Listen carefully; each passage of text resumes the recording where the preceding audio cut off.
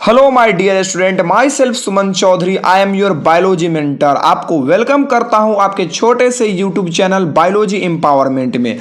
और आज की क्लास में बात करेंगे आपके class 12th biology chapter number 2 जिसका नाम है the sexual reproduction in flowering plant, जो कि प्रीवियस क्लास में मैंने कुछ टॉपिक को कंप्लीट कर दिया था। और आज के क्लास में माय मेगा स्पोंजियम से क्लास को स्टार्ट करेंगे। फर्स्ट ऑफ ऑल जो कि फर्स्ट स्टेप है the ovule is attach to the placenta, कि जो ओव्यूल होता है वो प्लेसेंटा से अटैच होता है और वो फ्यूनिकल के सहायता से, क्या जो ओव्यूल होता है वो प्लेसेंटा से अटैच होता है फ्यूनिकल के हेल्प से।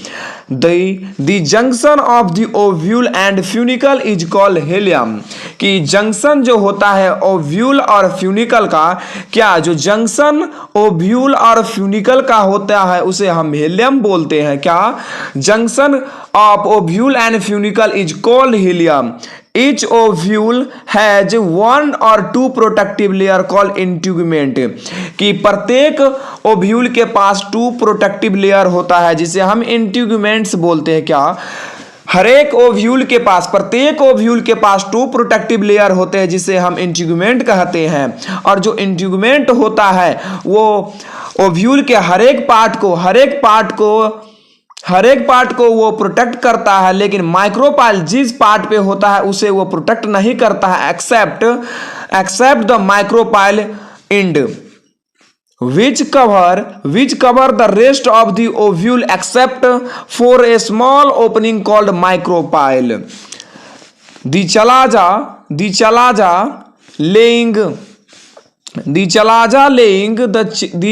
laying on the opposite side of the micropyle end, कि जो चलाजा होता है वो माइक्रोपाइल के अपोजिट एंड में होता है। Represents the basal part of the ovule, क्या इस प्रकार अगर ये एम्ब्रियो सैक है, क्या ये एम्ब्रियो सैक है, इधर अगर चलाजा एंड होगा तो इधर माइक्रोपाइल एंड होगा। चलाजा की डायरेक्ट अपोजिट माइक्रोपाइल एंड होता है। अगर इधर माइक्रोपाइल एंड होगा तो इंट्यूबेंट्स जो है ये सबको मतलब कि प्रोटेक्ट करेगा, बल्कि इसको प्रोटेक्टिंग नहीं करेगा, लेकिन जितने भी पार्ट वो उसको प्रोटेक्टिंग करेगा। अब बात करेंगे कि न्यूक्लियस क्या होता है। Nucleus is represent within the integument contain reserve food material, कि इंट्यूगमेंट से तो वो घिरा रहता है, मतलब कि प्रोटेक्ट करता है, लेकिन इंट्यूगमेंट के अंदर जो घिरा रहता है एम्ब्रियो संघ के अंदर जो न्यूक्लियस सेल होता है, न्यूक्लियस सेल वो एक रिजर्व फूड मटेरियल होता है। क्या न्यूक्लियस सेल एक रिजर्व फूड मटेरियल होता है। द एम्ब्रियो सैक और female gametophyte is located with the nucleus, कि एम्ब्रियो सैक और फीमेल गैमेटोफाइट जो होता है वो न्यूक्लियस के लोकेशन के पास होता है, कि मतलब कि न्यूक्लियस सेल के पास एम्ब्रियो सेक और फीमेल गैमेटोफाइट प्रेजेंट होता है। मतलब कि आई होप आपको ये जो भी स्टेप है वो क्लियर हो गया होगा। अब बात करते हैं किसी दूसरे स्टेप पे, जो कि डायग्राम दिया गया है, डायग्राम से समझेंगे।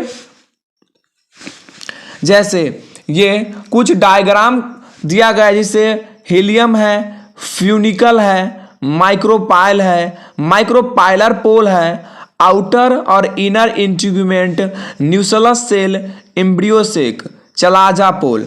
जैसे यहाँ हीलियम होगा जो कि आगे बात कर लेते हैं, जो कि फ्यूनिकल है, माइक्रोपाइल है, माइक्रोपाइल पोल, आउटर इंट्यूगमेंट जो कि प्रोटेक्टिव लेयर है, न्यूक्लियस जो कि रिजर्व फूड मटेरियल, जो कि यहाँ पे दिख रहा है अच्छा से, जो कि ये रिजर्व फूड मटेरियल की तरह ये मतलब कि एम्ब्रियो सेक को नरिशमेंट करता है।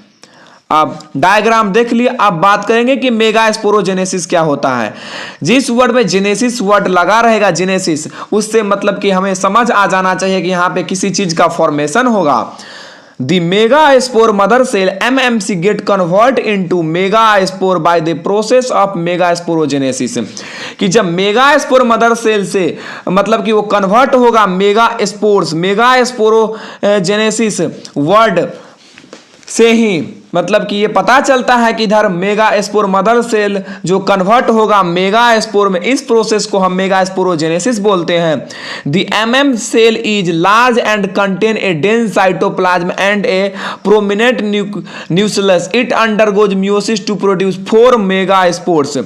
जब MMC megaspore mother cell एक लार्ज और जो कि कंटेन वो रखता है, लार्ज डेंस साइटोप्लाज्म रखता है और वो प्रोमिनेंट न्यूक्लियस रखता है और ये मियोसिस करके वो 4 टेटार्ड माइक्रोस्पोर का फॉर्मेशन करता है।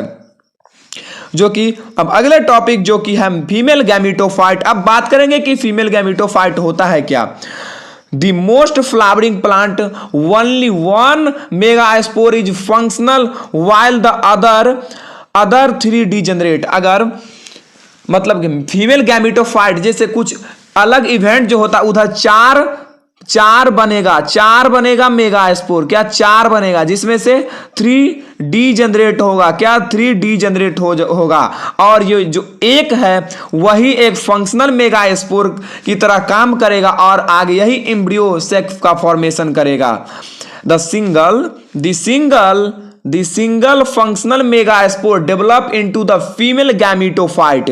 क्या जो कि 4 था उसमें से 3 डीजनरेट हो गया, जो सिंगल फंक्शनल मेगास्पोर बचा, वही फीमेल गैमेटोफाइट का फॉर्मेशन करेगा। क्या जो सिंगल फंक्शनल मेगास्पोर है वही फीमेल गैमेटोफाइट का फॉर्मेशन करेगा। और this kind of development is called monosporic development. और जो 4 में से 3 जनरेट होके जो सिंगल फंक्शनल मेगास्पोर जो हुआ है उसे हम डेवलपमेंट हो जाएगा, उसे हम मोनोस्पोरिक डेवलपमेंट बोलेंगे। क्या जब 4 से 3 डीजनरेट हो जाएगा और एक जो फंक्शनल मेगास्पोर बचेगा उसको हम मोनोस्पोरिक डेवलपमेंट बोलेंगे। अब बात करेंगे अगला पॉइंट पे। अगला पॉइंट क्या है? The nucleus of the functional megaspore divide mitocally to form 2 nuclei with move toward the opposite end। और जो न्यूक्लियस है फंक्शनल मेगास्पोर का, क्या फंक्शनल मेगास्पोर का जो न्यूक्लियस है वो डिवाइड करेगा माइटोटिकली करेगा और वो 2 न्यूक्लियाई का फॉर्मेशन करेगा, वो मूव कर जाएगा अपोजिट एंड में और forming a 2 nucleate embryo sac, और वो बना देगा 2 न्यूक्लिएट एम्ब्रियो सैक का और 2 मोर माइटोटिक डिवीजन और 2 और उससे ज्यादा माइटोटिक डिवीजन करके इंस्यो leading to the formation of 4 nucleate और 8 न्यूक्लिएट एम्ब्रियो सेक।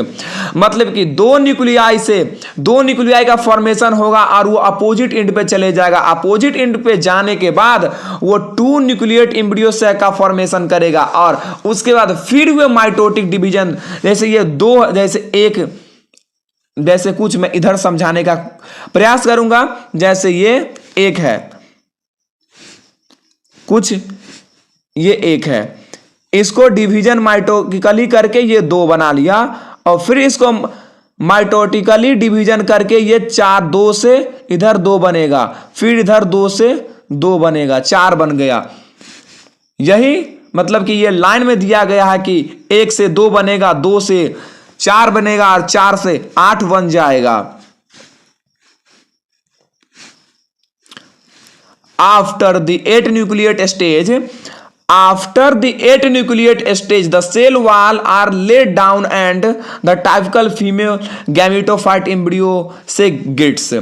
उसके बाद 8 न्यूक्लिएट स्टेज के बाद जो सेल वाल होगा वो लेट डाउन, वो नीचे की तरह हो जाएगा और जो टाइपिकल उसका जो फीमेल और वो फीमेल गैमेटोफाइट का रूप ले लेगा, वो फीमेल गैमेटोफाइट का फॉर्मेशन करेगा, that is called embryo sac. और वो एम्ब्रियो सैक का ऑर्गेनाइज करेगा, मतलब कि एम्ब्रियो सैक का फॉर्मेशन कर देगा, ये ऑर्गेनाइज का जो आप बोल सकते हैं उसे हम बोल सकते हैं।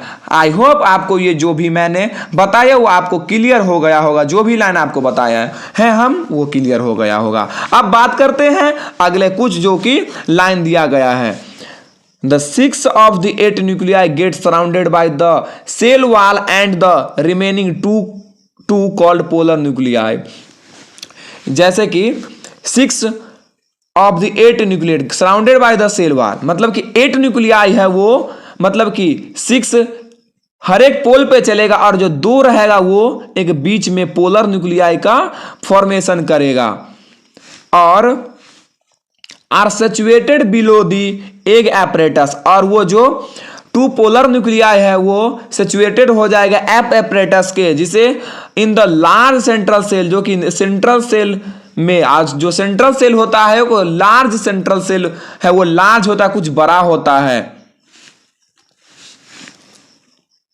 3 of the 6 cells are placed at the micropyle end and constituent the egg apparatus to synergid plus 1 egg cell। और उसमें से जो कि 8 न्यूक्लियाई बना था उसमें से तो मतलब कि दो पोलर न्यूक्लियाई बना लिया, 2 पोलर न्यूक्लियाई बना लिया, और जो 6 बचा वो 3 चले जाएगा माइक्रोपाइल एंड के पास, 3 चले जाएगा माइक्रोपाइल एंड के पास, और जो 3 बचा वो चलाजा एंड के पास चले जाएगा, चलाजा एंड के पास चले जाएगा, चलाजा एंड के पास चले जाएगा। और उसको जो माइक्रोपाइल एंड पे जो जाएगा 3 उधर बनेगा एग एपरेटस बनेगा, एग एपरेटस बनेगा, 2 सिनर्जिड बनेगा और 1 एग सेल बनेगा। The synergid have a special thickening at the micropylar end। और जो synergid होगा वो एक खास तरह का एक मोटापा करेगा माइक्रोपाइलर एंड पे। These are together called the filiform apparatus, और इसको हम filiform apparatus भी कहते हैं, जो कि फिलिफॉर्म एपरेटस के साथ भी फॉर्मेशन करेगा और उसके साथ फिलिफॉर्म एपरेटस का भी फॉर्मेशन हो जाएगा। It helps in leading the pollen tubes into the synergid, जो कि हेल्प करेगा, लीडिंग मतलब कि वो पोलन ट्यूब को अंदर होने में सिनर्जिड के मतलब की तरफ से।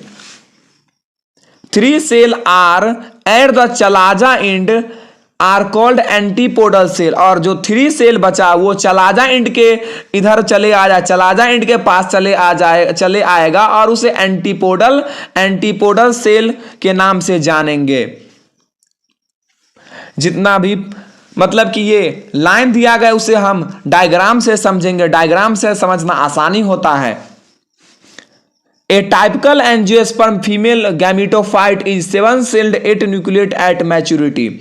जैसे जितना मैंने बकबक कर दिया और पढ़ दिया, मतलब कि आपको समझा दिया, अगर वो समझ भी आया हो या ना आया हो उससे कोई फर्क नहीं पड़ता। आप बात करेंगे डायग्राम से समझेंगे, क्या डायग्राम से समझेंगे, डायग्राम को अच्छी तरह से समझना है। डायग्राम से आपको मतलब भागना नहीं है कि डायग्राम हार्ड पड़ता है।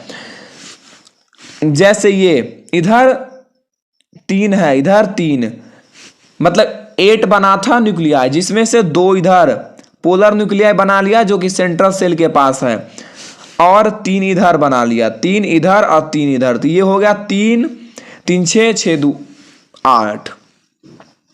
मतलब कि इधर बना लिया एंटीपोडल 1 सेल 2 3 न्यूक्लियस 3 न्यूक्लियस, उसके बाद इधर 2 न्यूक्लियस जो कि पोलर न्यूक्लियाई बना लिया, इधर 3 न्यूक्लियस, एक बना लिया सिनर्जिड बना लिया, फिलिफॉर्म एपरेटस बना लिया। इसी तरह इसे हम बोलेंगे 7-celled 8 न्यूक्लिएट, 7-celled 8 न्यूक्लिएट। अब बात करेंगे पॉलिनेशन के बारे में कि पॉलिनेशन क्या होता है। फर्स्ट ऑफ ऑल पॉलिनेशन क्या होता है? It is the process of transfer of pollen grain from the anther to the stigma.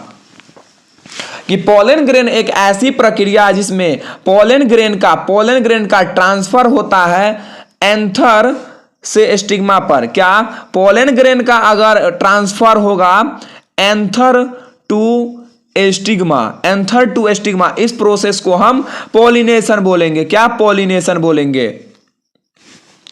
Depending on the source of pollen, pollination can be divide as follows. मतलब वो source के हिसाब पे pollen और pollination जो कि वो बांटा गया है, जिसे फर्स्ट ऑफ ऑल पहला जो कि है ऑटोगैमी। क्या? Autogamy. It is the transfer of pollen grain from the anther to the stigma of the same flower called autogamy. मतलब कि एक पोलन ग्रेन जब एंथर से स्टिग्मा पर सेम फ्लावर पर जब पॉलिनेशन होगा उसे प्रोसेस को ऑटोगेमी बोलेंगे। अगर ये प्लांट है, इधर ये फ्लावर है, इधर फ्लावर है, अगर इसी फ्लावर से एंथर इधर ही एंथर है, इधर ही पोलन, इधर से इधर आ गया, इस प्रोसेस को ऑटोगेमी बोलेंगे। क्या ऑटोगेमी बोलेंगे?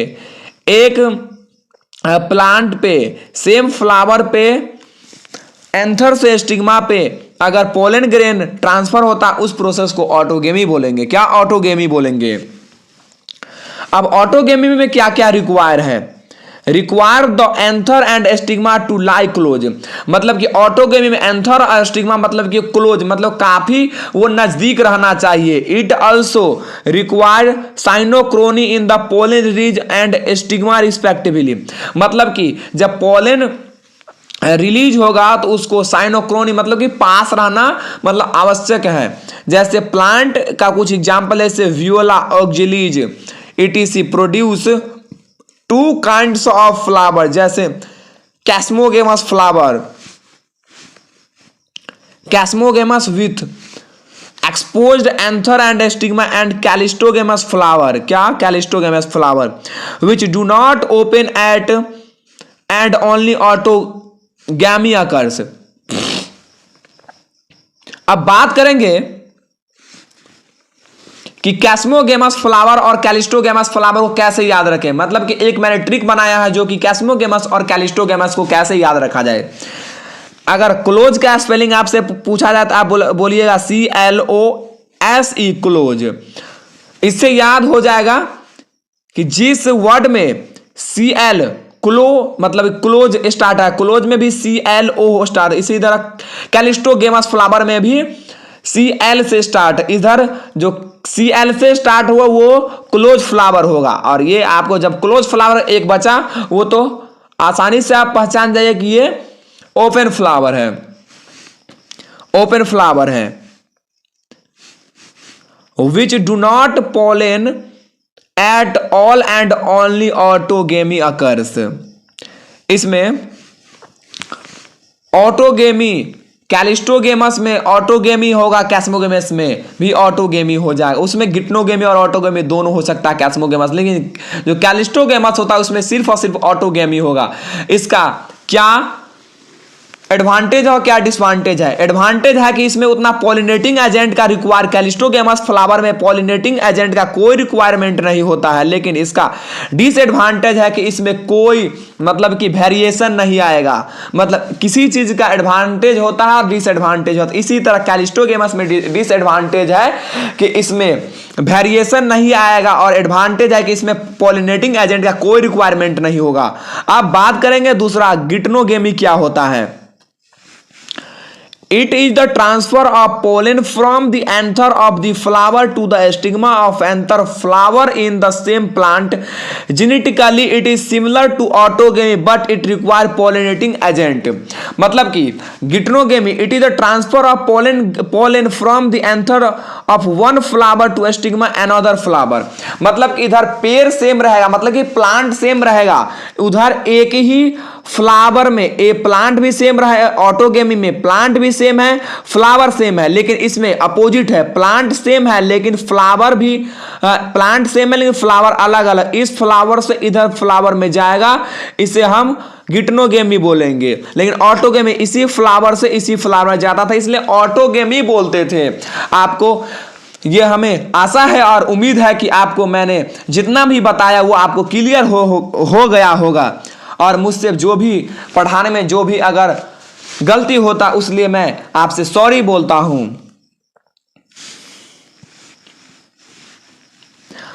और ये जेनेटिकली सिमिलर हो, सेम प्लांट होता है और इसमें, लेकिन इसमें पॉलिनेटिंग एजेंट की रिक्वायर होती है। और आप बोलेंगे कि जीनोगेमी क्या होता है? ऑटोगेमी गिट्नोगेमी को तो आसानी पूर्वक मैंने समझा दिया आपको। अब बात है कि आपको जीनोगेमी को भी आपको दिमाग में सेट कर देना मेरा काम है। It is the transfer of pollen grain from the anther to the stigma of different plant. Autogamy और गिट्नोगेमी में तो प्लांट सेम था, ऑटोगेमी में प्लांट सेम था, फ्लावर भी सेम था, लेकिन गिटनोगेमी में प्लांट सेम था लेकिन फ्लावर डिफरेंट था, उसमें पॉलिनेटिंग एजेंट का रिक्वायरमेंट था। लेकिन जीनोगेमी में प्लांट भी डिफरेंट होना चाहिए। क्या? प्लांट भी डिफरेंट होना चाहिए। जब प्लांट डिफरेंट होगा तो फूल भी डिफरेंट होगा। ये तो आप कॉस है कि जब प्लांट डिफरेंट होगा तो फ्लावर भी डिफरेंट होगा। और अगर इस प्रोसेस में अगर पोलन ग्रेन का ट्रांसफर होता है एंथर से स्टिग्मा पर, तो इस प्रोसेस को हम बोलेंगे जीनोगेमी। क्या? इस प्रोसेस को बोलेंगे जीनोगेमी। इस प्रोसेस को बोलेंगे जीनोगेमी। आई होप आपको ये काफी क्लियर हो गया होगा। इसमें pollination causes genetically different types pollens to be brought a plant, मतलब कि इसमें भी पॉलिनेटिंग एजेंट का रिक्वायरमेंट होता है। अब बात करेंगे कि पॉलिनेटिंग एजेंट क्या होता है। पॉलिनेटिंग एजेंट्स ऑफ पॉलिनेशन, कि पॉलिनेटिंग एजेंट में दो तरह का पॉलिनेटिंग एजेंट होता है, जैसे कि प्लांट यूजेज एयर वाटर, जैसे कि एबायोटिक एजेंट जिसमें नॉन लिविंग आएगा, और एनिमल्स में बायोटिक जो कि लिविंग होगा एजेंट फॉर पॉलिनेशन। एबायोटिक और बायोटिक, एबायोटिक में एयर आ जाएगा, वाटर आ जाएगा, और बायोटिक में एनिमल्स आ जाएगा।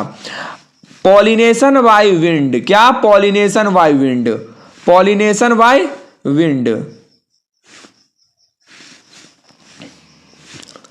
It is the most common from abiotic pollination, कि विंड पॉलिनेशन जो हो, मतलब कि वो कॉमन है, वो आसानी हरदम, वो हर समय, मतलब कि वो आसानी है, मतलब कि रेगुलर होते रहता है। एबायोटिक पॉलिनेशन जो विंड पॉलिनेशन वो common, it is the most common from abiotic pollination. ये कि एक महत्वपूर्ण और एक ये फेमस पॉलिनेशन है। Plant possess well expose stamen and large feathery stigma, लेकिन जो विंड से पॉलिनेशन उसमें वो फेदरी स्टिग्मा होता है और लार्ज स्टेमेंस होता है। Pollen should be light and non sticky to be carried easily by wind. इसमें जो पोलन होगा वो हल्का होगा और वो चिपचिपा नहीं होगा, जो कि वो इजिली हवा से उड़ सकता है और वो पॉलिनेशन कर सकता है। Wind pollinator flower often have single ovule in the ovary. जो भी विल्ड पॉलिनेटेड फ्लावर होता है उसमें सिंगल ओव्यूल होता है, जो कि जितने भी फ्लावर होता है जो कि विंड से पॉलिनेशन करता है उसमें सिंगल ओव्यूल पाया जाता है इन द ओवरी, और जो कि ओवरी में numbers flower packed in inflorescence, जो कि बहुत से फ्लावर हो जो कि पैक्ड होता है इनफ्लोरेसेंस में।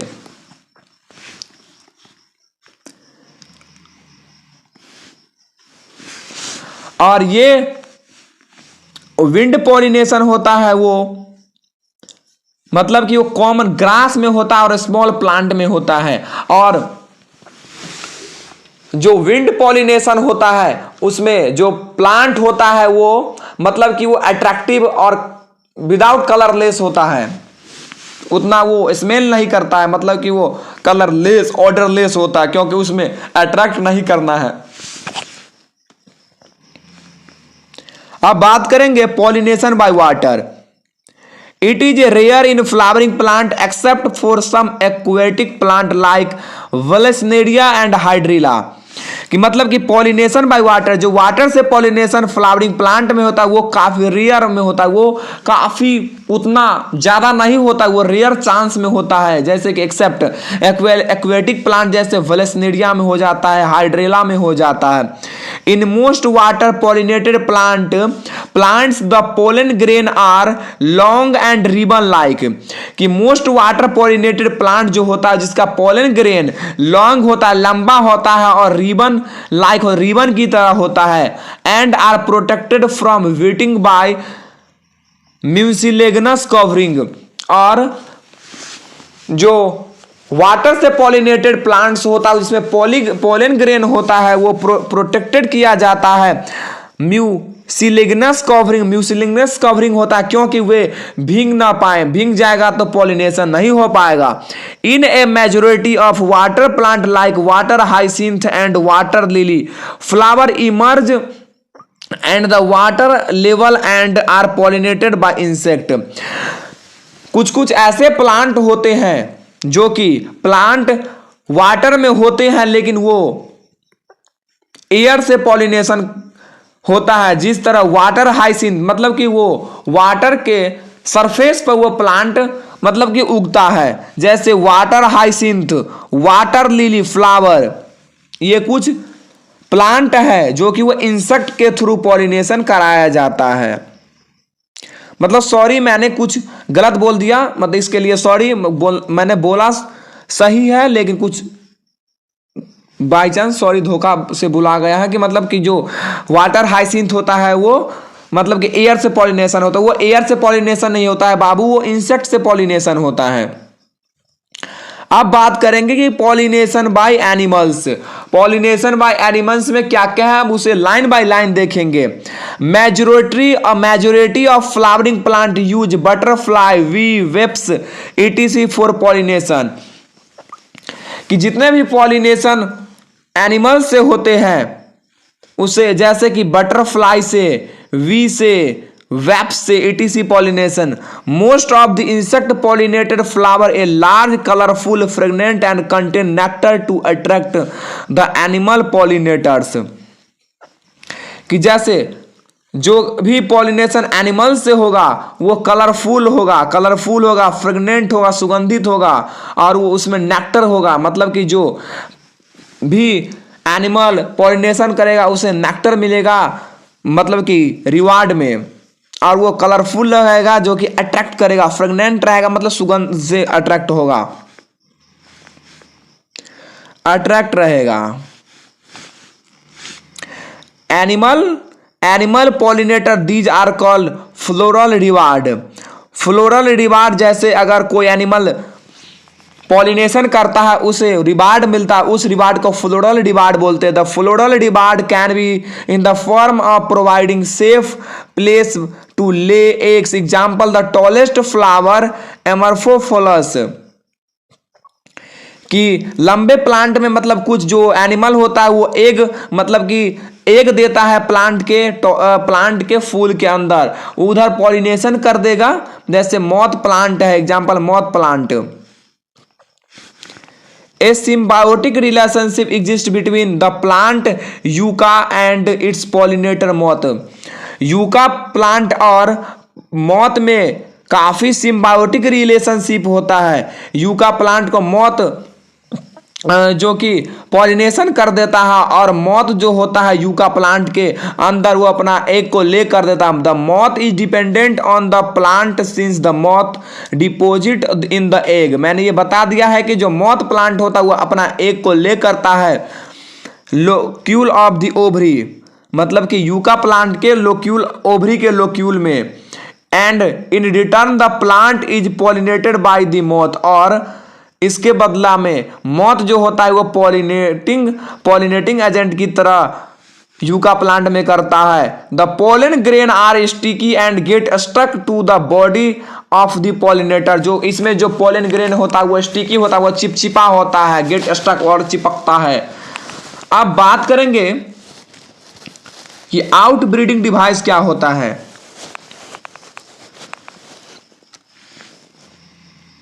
Out breeding device repeated self pollination leads to inbreeding depression.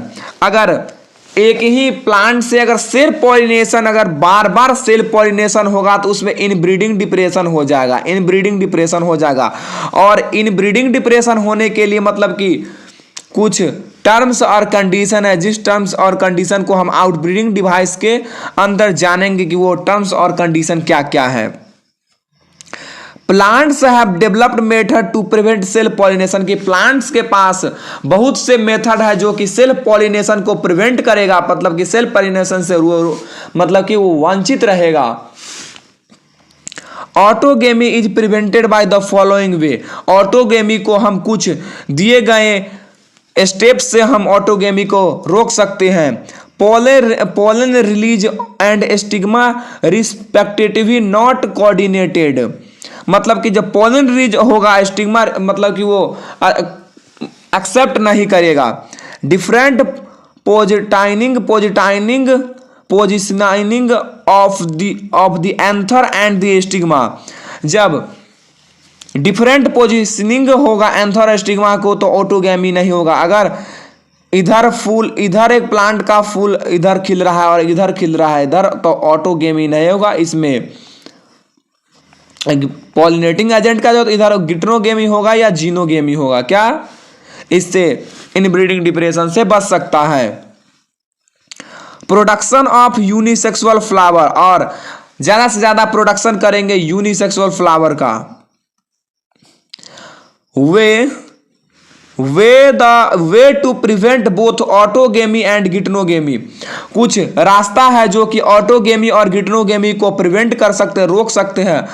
Presence of male and female flower on different plant, मतलब कि मेल और फीमेल फ्लावर को डिफरेंट प्लांट्स में मतलब कि वो अलग कर देंगे, जो कि पॉलिनेशन होगा पॉलिनेटिंग एजेंट के थ्रू, और उसमें वेरिएशन भी काफ़ी अच्छी तरह से दिखने को मिलेगा, और इससे अवॉइड होगा ऑटोगेमी से।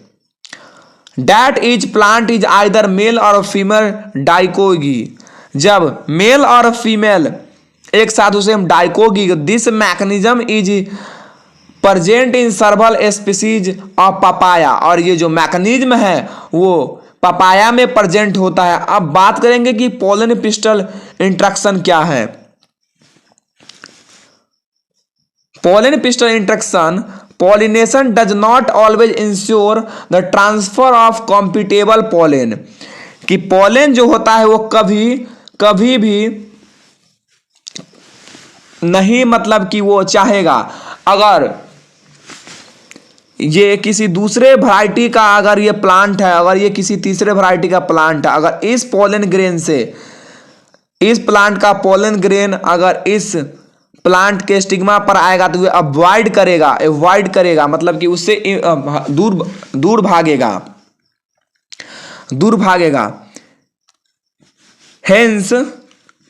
Hence the pistil has the ability to recognize right type of pollen to promote most pollination event।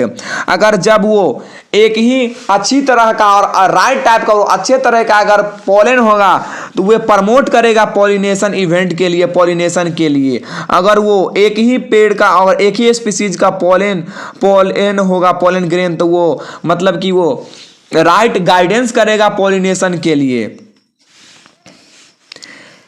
If the pollen is the wrong type, the pistil prevent pollen germination। अगर वो wrong type का किसी दूसरे plant का pollen होगा तो वो pistil जो है वो रोकेगा पोलन जर्मिनेशन के लिए। This interaction is the mediated by chemical component by the pollen and pistil। और वो जो इंट्रैक्शन होता है वो केमिकल डायलॉग और केमिकल कंपोनेंट से पोलन और पिस्टल के अंदर बातचीत होता है, जो कि वो केमिकल डायलॉग होता है। Pollen pistol interaction is a dynamic process, जो कि पोलन पिस्टल इंट्रैक्शन होता है वो गतिशील मतलब कि तेजी प्रक्रिया का प्रोसेस होता है। Pollen recognisation followed by promotion and invasion of the pollen. Pollen जो रिकॉग्नाइजेशन होता है प्रमोशन करेगा और इन्वेशन करेगा, रोकेगा और बढ़ावा भी देगा पोलन को। अगर अच्छी तरह का वो सेम प्लांट का अगर पोलन रहेगा तो वो प्रमोशन करेगा, नहीं रहेगा तो इन्वेशन करेगा। The pollen tube reaches the ovary and enter the ovule. जब पोलन ट्यूब पहुंचेगा ओवरी के पास और वो इंटर करेगा ओव्यूल में थ्रू द माइक्रोपाइल एंड के तरफ से पोलन ट्यूब इंटर करेगा ओवरी के थ्रू।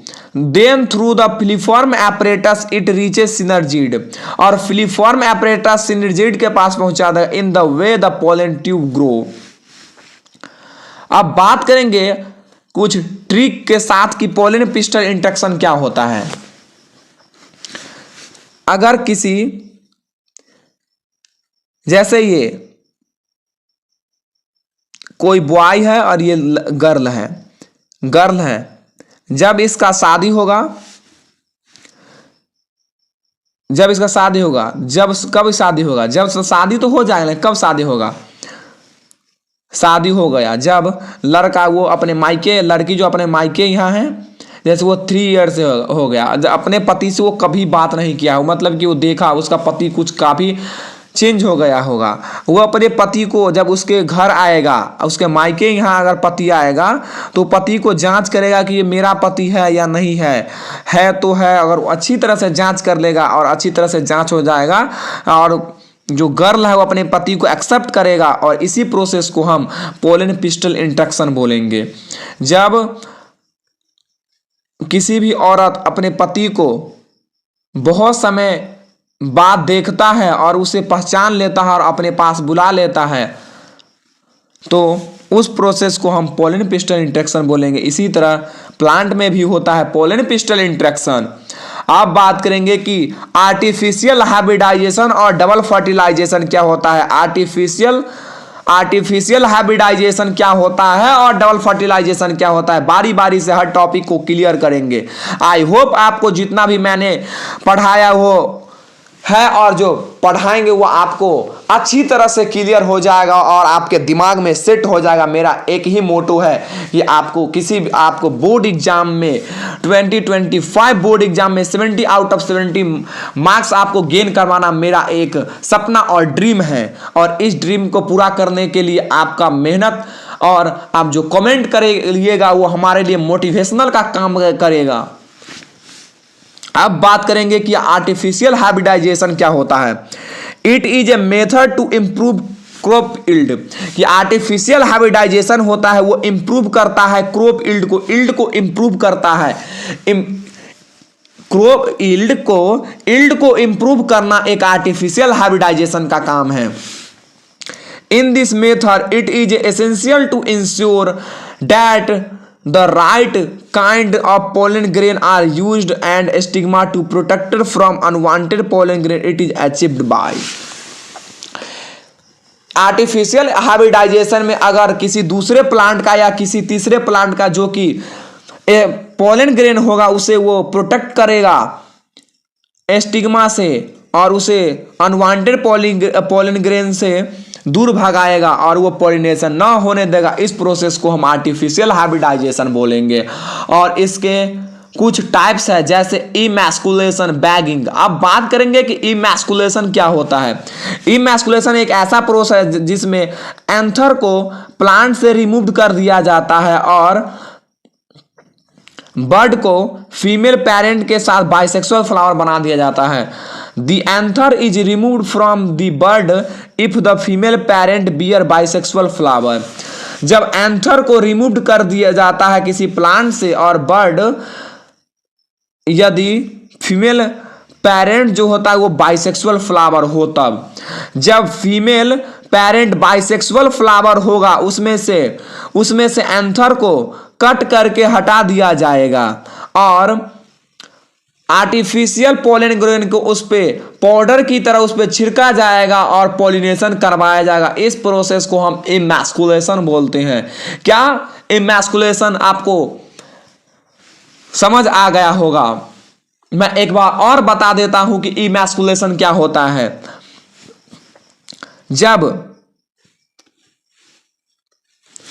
जब कोई प्लांट बाइसेक्सुअल है, इस पे मेल और फीमेल प्रेजेंट है और इसमें से एंथर को कट करके किसी अच्छे तरह का किसी मतलब कि इम्प्रूव क्वालिटी का प्लांट का पोलन ग्रेन इस पर छिड़का जाएगा, उसे हम इमैस्कुलेशन बोलेंगे। अब दूसरा टॉपिक जो कि बैगिंग है, अब बैगिंग को पढ़ेंगे। क्या बैगिंग क्या है। Bagging emasculated flower. जब बैगिंग कब होगा, जब इमैस्कुलेशन हो जाएगा उसके बाद एक प्रोसेस आएगा जिस प्रोसेस का नाम है bagging. The emasculated flower is covered by a bag so as not to allow contamination of the stigma by the unwanted pollen grain. जब इमैस्कुलेटेड फ्लावर होगा जैसे उसको कवर कर दिया जाएगा बटर पेपर से और उस बैग को वो जो बैग है वो अलाउ नहीं करेगा कंटामिनेशन करने के लिए stigma by unwanted pollen grain. किसी दूसरे पोलन ग्रेन से पॉलिनेशन करने का वो सुझाव नहीं देगा और इस प्रोसेस को हम बैगिंग बोलेंगे। अब कुछ और टॉपिक को अच्छी तरह से क्लियर करेंगे। अब बात करते हैं when the stigma of the bagged flower become respective the collected pollen grain are dust on to the stigma and then flower is rebagged. ये कुछ जो मतलब कि ये लिखा गया है वो आपको हम पहले ही समझा दिए हैं। जब स्टिग्मा को बैग्ड कर दिया जाएगा और वो रिस्पेक्टिव हो जाएगा तो जो कि पोलन ग्रेन जो कि हमारे जो अच्छे तरह अच्छा पोलन ग्रेन है उसको हम जो कलेक्ट किए हैं अपने किसी दूसरे मतलब कि किसी दूसरे जगह से लाके कुछ अच्छा हमारे लिए जो कि अगर जीवन में अच्छा रहे उसी को हम जीवन में यूज करते हैं। और जो अच्छा पोलन ग्रेन है उसे हम डस्ट करेंगे, उसका छिड़काव करेंगे एंथर पे और रीबैग्ड कर देंगे, उसे फिर रीबैग्ड कर देंगे। इस प्रोसेस को हम इमैस्कुलेशन या बैगिंग बोलेंगे। In the female parent is unisexual. इसमें फीमेल पेरेंट यूनिसेक्सुअल होगा। Emasculation is not necessary. जब पेरेंट यूनिसेक्सुअल होगा उसमें इमैस्कुलेशन नहीं हो पाएगा। In this case the female bird is directly bagged. और किसी दूसरे केस में फीमेल बर्ड को डायरेक्टली बैग कर देंगे और जब स्टिग्मा को टर्न रिस्पेक्टिव और स्टिग्मा हो जो रिस्पेक्टिव हो सूटेबल करेगा पोलन ग्रेन को और फिर पोलन ग्रेन को डस्ट करेंगे और जर्मिनेशन के लिए अलाउ कर देंगे। अब बात करेंगे डबल फर्टिलाइजेशन। डबल फर्टिलाइजेशन पढ़ते से पहले हमें आपसे यह पूछना है, आप कमेंट बॉक्स में बताइएगा कि आपको इमैस्कुलेशन और बैगिंग आपको समझ आया या ना आया। अगर आया होगा तो आप रेड हार्ट कमेंट में सेंड कर दीजिएगा जिससे हमें काफी मोटिवेशनल मिलेगा और मोटिवेशनल मिलेगा तो आपको इस 2025 बोर्ड एग्जाम में 70 आउट ऑफ 70 कोई नहीं रोक सकता है। जितना मैं आपको पढ़ाऊंगा उतना अगर आप कर लिए तो 70 आउट ऑफ 70 आपको कोई नहीं रोकेगा। आप क्लास कर रहे हैं दी बायोलॉजी एम्पावरमेंट में बाय सुमन सर। आप बात करेंगे कि डबल फर्टिलाइजेशन क्या होता है। When the pollen grain fail on a stigma, the pollen tube enter on the synergid and release two male gametes. जब पोलन ग्रेन फेल हो जाएगा स्टिग्मा के साथ, the pollen tube inter in one of the synergid release two male gamete. Two male gamete. Two male gamete. One of the male gamete move toward the egg cell and the fuse with to complete the syngamy of fertilization to form a zygote. The other male gamete fuse with two polar nuclei and form triploid primary endosperm nucleus जिसे हम PEN this is term triple fusion. अब आपको हम diagram से समझाएंगे कि double fertilisation होता है क्या।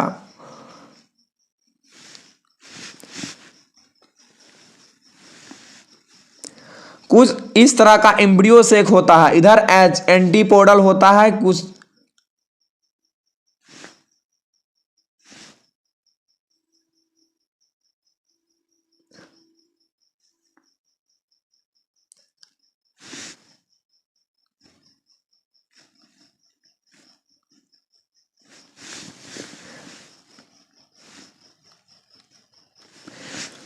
इधर एंडोस्पर्म इधर सेंट्रल सेल होगा और ये पोलर न्यूक्लियाई होगा। जब जेनरेटिव सेल में दो मतलब कि मेल गैमेटोफाइट फॉर्मेशन होगा और जेनरेटिव सेल जब इधर पोलर न्यूक्लियाई से फर्टिलाइजेशन करेगा तो वो 3N बना लेगा, 3N फॉर्मेशन करे जिसे हम पेन बोलेंगे, प्राइमरी इंडोस्पर्म बोलेंगे, पेन बोलेंगे, प्राइमरी इंडोस्पर्म न्यूक्लियस। और जब मेल गैमेटोफाइट जब एक सेल से फर्टिलाइजेशन होगा उसे हम सिंगैमी या फर्टिलाइजेशन बोलेंगे। और ये अगर दो बार जो फर्टिलाइजेशन होता इस प्रोसेस को ही हम डबल फर्टिलाइजेशन बोलेंगे। जब एक बार मेल गैमेट जो है वो एक सेल के साथ फर्टिलाइजेशन करता है और जो जनरेटिव सेल से जो 2 मेल गैमेट का फॉर्मेशन हुआ था वो पोलर न्यूक्लियाई के साथ मतलब कि फर्टिलाइजेशन करता है। तो वो आपको समझ आ गया होगा कि ये 2 बार मतलब कि फर्टिलाइजेशन करता है और इस 2 बार फर्टिलाइजेशन प्रोसेस को हम डबल फर्टिलाइजेशन कहते हैं। और ट्रिपल फ्यूजन क्या होता है, इधर 2 पोलर न्यूक्लियाई जब 2 मेल गैमीट के साथ फर्टिलाइजेशन करता, इस प्रोसेस को हम ट्रिपल फ्यूजन बोलते हैं। The other male gamete fuse with 2 polar nuclei, जब अदर कोई दूसरा मेल गैमीट जो हो वो 2 पोलर न्यूक्लियाई के साथ जब फर्टिलाइजेशन करेगा उसे triploid primary endosperm nucleus PEN बोलेंगे, वो 3N होता है। और इस प्रोसेस को हम ट्रिपल फ्यूजन बोलेंगे। और ट्रिपल फ्यूजन और सिंगेमी को जब ट्रिपल फ्यूजन और सिंगेमी को मिलाएंगे, जब एक बार ट्रिपल फ्यूजन होगा और एक बार सिंगेमी होगा, इस प्रोसेस को हम डबल फर्टिलाइजेशन बोलेंगे। आई होप आपको डबल फर्टिलाइजेशन आपको काफी अच्छे तरह से समझ आ गया होगा। अब बात करेंगे कुछ और टॉपिक पे। Since 2 kinds of fusion, syngamy and triple fusion take place, the process is known as double fertilization। मैंने ये आपको पहले ही बता दिया, जब ये दो तरह का ये मतलब फ्यूजन होता एक बार सिंगैमी एक बार ट्रिपल फ्यूजन, और ये 2 बार फ्यूजन होने के प्रोसेस को हम डबल फर्टिलाइजेशन बोलते हैं। क्या डबल फर्टिलाइजेशन बोलते हैं। And is characteristics of the flowering of plant, ये फ्लावरिंग प्लांट का कैरेक्टर होता है, ये चरित्र होता है कि वो 2 फर्टिलाइजेशन करेगा। और पेन का काम होता है नरिशमेंट करना। After triple fusion the central cell become the primary endosperm, जब ट्रिपल फ्यूजन हो जाता है तो सेंट्रल सेल जो है वो प्राइमरी एंडोस्पर्म का फॉर्मेशन कर देता है। The primary endosperm nucleus give rise to the endosperm while the zygote develops into the embryo। जब प्राइमरी एंडोस्पर्म न्यूक्लियस मतलब कि वो एंडोस्पर्म का फॉर्मेशन कर देता है, जबकि जाइगोट डेवलप हो जाता है एम्ब्रियो में और एंडोस्पर्म उसको नरिशमेंट करता है। अब जो 7 सेल्ड एक न्यूक्लिएट का जो स्ट्रक्चर था, अब देखेंगे जो भी सिनर्जिड था वो डीजनरेट हो जाएगा। जाइगोट है, प्राइमरी एंडोस्पर्म जो कि सेंट्रल सेल था वो प्राइमरी एंडोस्पर्म का फॉर्मेशन कर दिया, और प्राइमरी एंडोस्पर्म न्यूक्लियस इधर सेल है इधर न्यूक्लियस, डीजनरेटिंग एंटीपोडल, हर जितना भी उसमें सेल सब था वो सब डीजनरेट हो जाएगा। अब बात करेंगे कि पोस्ट फर्टिलाइजेशन क्या होता है। It include development of endosperm and embryo, post fertilisation में एंडोस्पर्म का डेवलपमेंट होगा और एम्ब्रियो का डेवलपमेंट होगा। And maturation of ovules into seed and ovary into fruit, post fertilisation में डेवलपमेंट होगा एंडोस्पर्म का और एम्ब्रियो का, और मैचुरेशन होगा ओव्यूल बन जाएगा सीड में, और जो ओवरी है वो फ्रूट का फॉर्मेशन कर देगा। ओव्यूल सीड का फॉर्मेशन कर देगा और ओवरी जो है फ्रूट का फॉर्मेशन कर देगा। आई होप आपको पोस्ट फर्टिलाइजेशन आपको काफी अच्छी तरह से समझ आ गया होगा। अब बात करेंगे कि फॉर्मेशन ऑफ एंडोस्पर्म की। एंडोस्पर्म का फॉर्मेशन कैसे होता है, एंडोस्पर्म का फॉर्मेशन कैसे होता है।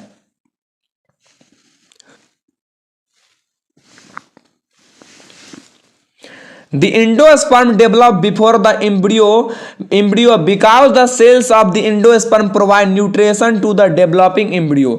जो एंडोस्पर्म होता है वो एम्ब्रियो का फॉर्मेशन होने तक और होने से पहले भी, जब एम्ब्रियो का फॉर्मेशन होने लगता है और जाइगोट का भी फॉर्मेशन होता है और एम्ब्रियो का फॉर्मेशन होता है, एंडोस्पर्म जो है वो नरिशमेंट करता है, न्यूट्रिशन प्रोवाइड करता है डेवलपिंग एम्ब्रियो को। The primary endosperm nucleus repeatedly divide to give rise to free nuclei, और जो एंडोस्पर्म होता है वो न्यूक्लियस को मतलब डिवाइड करके वो फ्री न्यूक्लियाई बनाता है। और this stage of development is called free nuclear endosperm, और इस डेवलपमेंट स्टेज को हम फ्री न्यूक्लियर एंडोस्पर्म बोलते हैं। The cell wall formation occur next resulting in cellular, और सेल वॉल का फॉर्मेशन भी हो जाता है।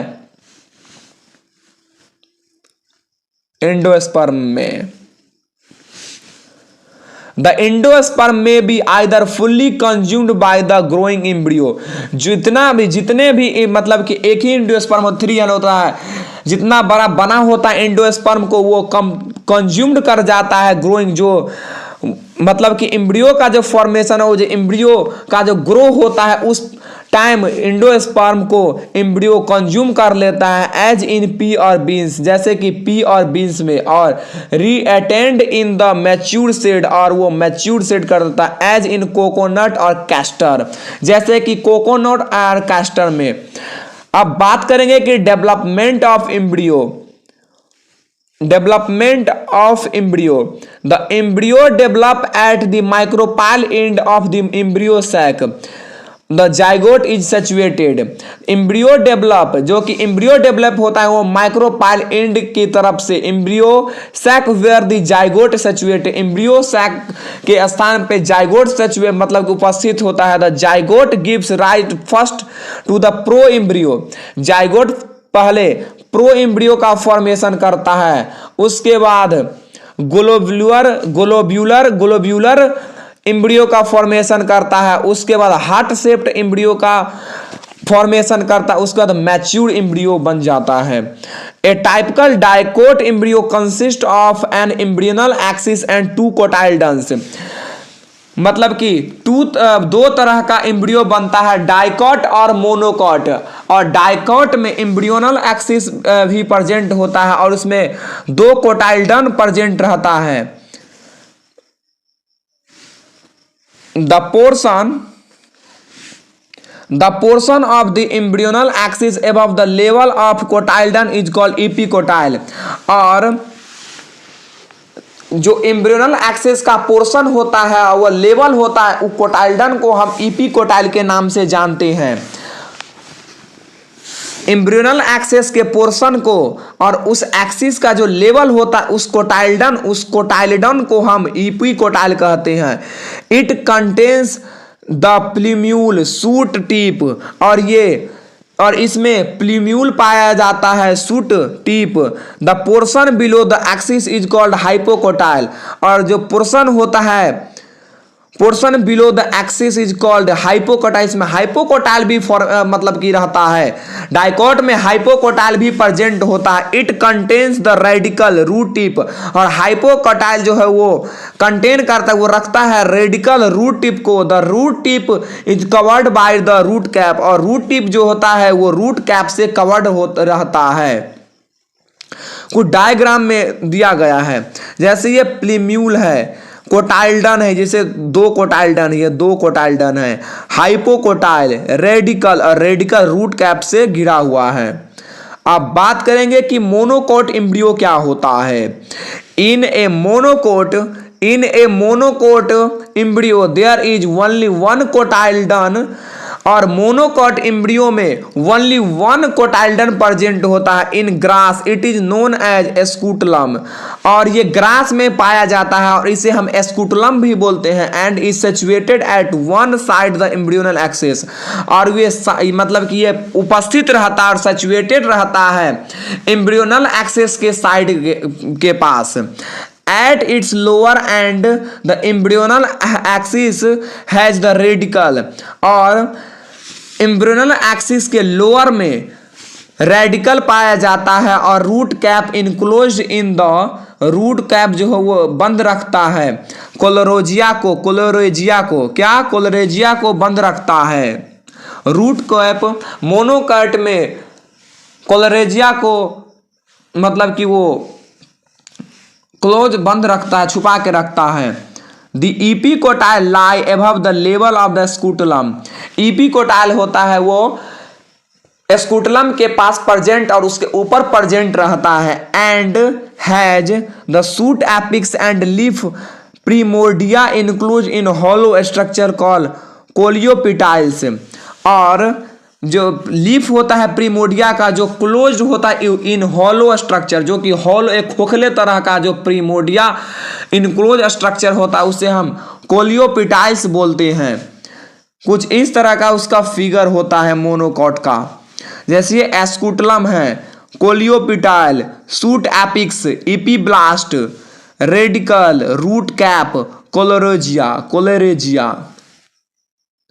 अब बात करेंगे सेकेंड टॉपिक पे, जिसका नाम है seed and fruit. Development of seed, it is a last stage of sexual reproduction in angiosperm. जो कि सीड जो होता है वो लास्ट इवेंट होता है और लास्ट स्टेज होता है sexual reproduction in angiosperm. Angiosperm में जो कि सेक्सुअल रिप्रोडक्शन की लास्ट इवेंट होता है और लास्ट स्टेज होता है। Seeds are the fertilised ovules that are developed inside a fruit. Seed जो होता है वो fertilised ovule that are develop inside a fruit. Fruit के इनसाइड वो फर्टिलाइज होने के बाद फ्रूट के इनसाइड सीड प्रेजेंट होता है। मतलब कि सीड कंसिस्ट ऑफ, सीड के पास पाया जाता है seed coat, cotyledons, embryonal axis. Seeds में be albuminous endosperm present as in wheat and maize and non albuminous endosperm absent. Seed के पास जो एल्बुमिनियस होता है उसके पास एंडोस्पर्म पाया जाता है, जैसे कि व्हीट हो गया, मेज हो गया। और नॉन एल्बुमिनियस, जिस सीड के पास एल्बुमिनियस नहीं होता है उसके पास एंडोस्पर्म एब्सेंट होता है।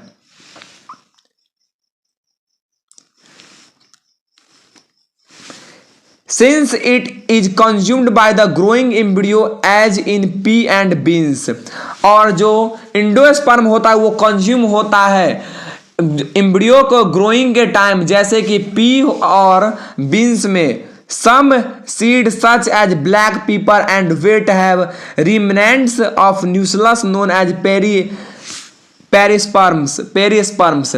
जैसे कि कुछ सीड होता है जैसे ब्लैक पेपर, व्हीट, इसका रिमेंट ऑफ न्यूक्लियस नोन एज, जो कि न्यूक्लियस से फॉर्मेशन होता है जिसे हम पेरिस्पर्म्स बोलते हैं। The integuments of the ovule harden to form a seed coat.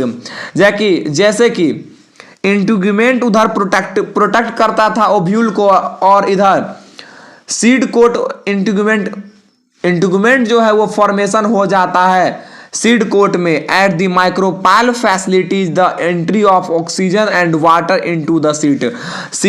और माइक्रोपाइल इंड के तरफ से ऑक्सीजन और वाटर का एंट्री होता है, जैसे कि वो सीड काफी समय तक, ज्यादा से ज्यादा समय तक वो जीवित रहे। As it loses moisture, the seed may be enter dormancy, or if favorable condition exist, it germinate। मतलब कि वो सीड जो है वो मॉइस्चर के हिसाब से, सीड जो है वो डोरमेंसी और फेवरेबल कंडीशन के हिसाब से वो जर्मिनेट करता है, वो मतलब कि वो स्टोर भी किया जाता है। अब बात करेंगे सेकेंड टॉपिक पे, डेवलपमेंट ऑफ फ्रूट पे, कि फ्रूट का डेवलपमेंट किस प्रकार होता है। The ovary of a flower develops into a fruit. जो ओवरी, जो फ्लावर का ओवरी होता है वो डेवलप हो जाता है फ्रूट में। The wall of the ovary transfer into the walls of fruit, that is called pericarp. जो ओवरी का वाल होता है वो ट्रांसफॉर्म हो जाता है फ्रूट के वाल में, जिसे हम पेरिकार्प के नाम से जानते हैं। फ्रूट में be fleshy as in mango and orange, और can be dry in as groundnut and mustard. जैसे कि फ्रूट फ्लेसी, जो फ्लैसी फ्रूट होते हैं वो मैंगो होता है, ऑरेंज होता है, और जो ड्राई होता है ग्राउंडनट और मस्टार्ड होता है।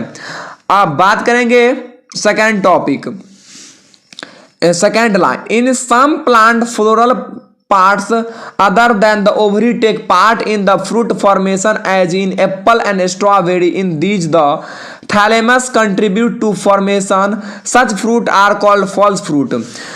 ऐसे फ्रूट जो ओवरी से ना बन के किसी प्लांट के किसी दूसरे पार्ट से बनता है, जैसे कि थैलेमस, एरिल, इस को हम फॉल्स फ्रूट बोलेंगे। और फॉल्स फ्रूट में जैसे कि एग्जांपल आ गया एप्पल, स्ट्रॉबेरी। और the fruit develop from the ovary are called true fruit. और जो फ्रूट ओवरी से डेवलप होकर फ्रूट का फॉर्मेशन करता उसे हम ट्रू फ्रूट बोलते हैं।